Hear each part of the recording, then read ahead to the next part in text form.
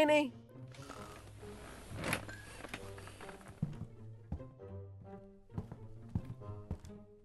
आपकी फुप्पो आ रही हैं, उनको फिर वापस भूखा नहीं भेजना। प्लीज जाके बाजार से सामान ले आएं। शीबा ने गौर से सामान की लिस्ट को देखा और अपनी लाल स्कूटर निकाल के बाजार को रवाना हो गया।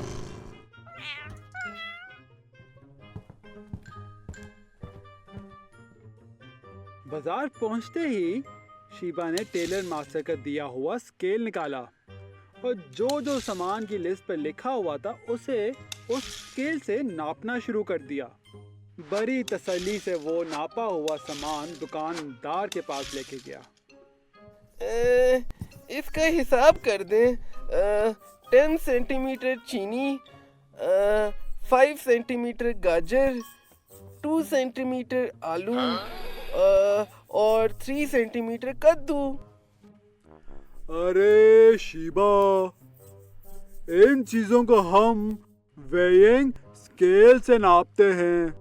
किसी चीज की अगर लंबाई नापनी हो तो हम स्केल का इस्तेमाल करते हैं, लेकिन अगर किसी चीज का वजन या मैस नापना हो तो हम तराजू या वेइंग स्केल का इस्तेमाल करते हैं। क्या? वेइंग स्केल, वेइंग स्केल,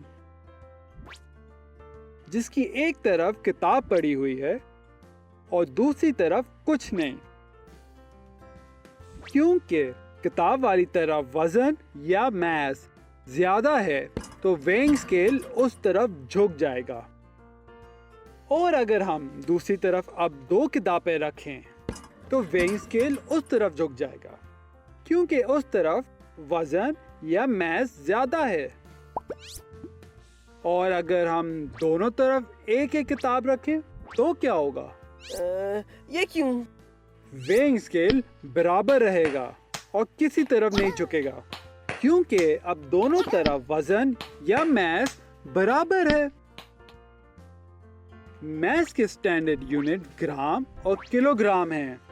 इनको हम जी और केजी भी लिखते हैं।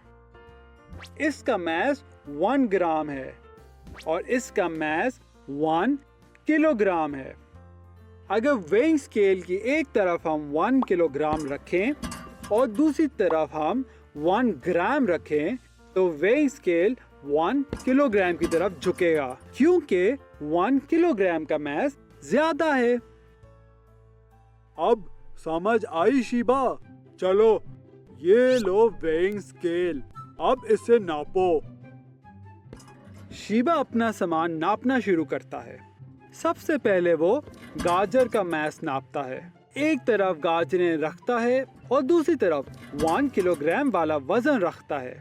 वेइंग स्केल बराबर हो जाता है। इसका मतलब है गाजरों का मैस 1 किलोग्राम है। इसके बाद शीबा आलू नापना शुरू करता है। एक तरफ आलू रखता है और दूसरी तरफ 1 किलोग्राम, लेकिन वेइंग स्केल अभी भी आलू की तरफ झुका हुआ है, तो वो 1 किलोग्राम और रखता है। अब हो गए 2 किलोग्राम और वेइंग स्केल बराबर हो गया। इसका मतलब आलू का मैस 2 किलोग्राम है। इसी तरह वो चीनी का मैस नापता है। एक तरफ चीनी और एक तरफ 4 ग्राम्स रखे शीबा ने।